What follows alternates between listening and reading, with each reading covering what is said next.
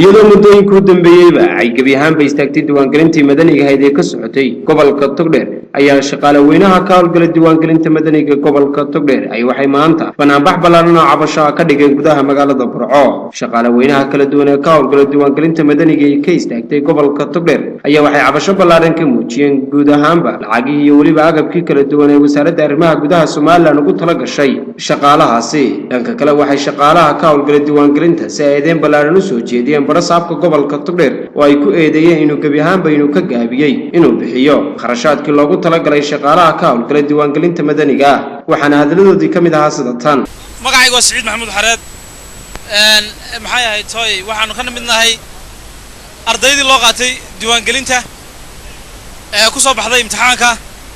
maanta halkan waxaanu isugu nimi oo goobihii dhammaan ay u xiran yihiin diiwaangelintu ka socotay in gobolka Togdheer in aan dhammaan arday shaqaalahaas shaqaynayay muddada 2 bilooda aanay soo gaadhin wax mushahara ama maxay ahayd toy wixii ay xaq u lahaayeen ee ay saxiixeen contract ku galeen haba yaraatee maamulka gobolkana markii ay guddi ay sameysteen shaqaalaha diiwaangelintu ay u tageen ay noo soo sheegeen guddigii inaan wax lacag loo hayn oo wax lacag oo aan idin hayna ma jirtee meesha doontaan u doonta ay nagu yiraahdeen.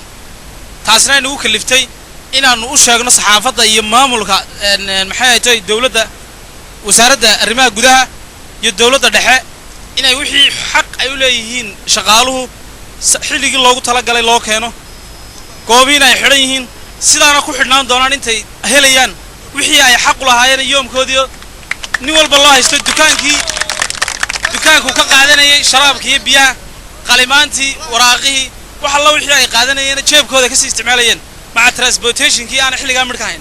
مقعي عبد الله يوسف محمد وحنا هشقارها كتير ديوان كلينتا قبل كتقدر وحنا هالكانوا نمي أنا جو إسكودن أو جوبي هردنا وحنا وحي أنا كل شقين إني لبدي بلاد أنا الدولة حاجة أقول هاي أنا كتر كقاعدني مركي أنا ويني عندنا تمادنا أنا ويني أيان شقدي هالكا كوتشني دولة سوماليلاند iyo wasaaradda arrimaha gudaha iyo dhammaan waxaan ka codsanaynaa wixii ay qosayso in arrinta si weyn loo eego taas shaqadiina sidaas ay isku taagantahay aan helayno wixii aan xaq u lahayn.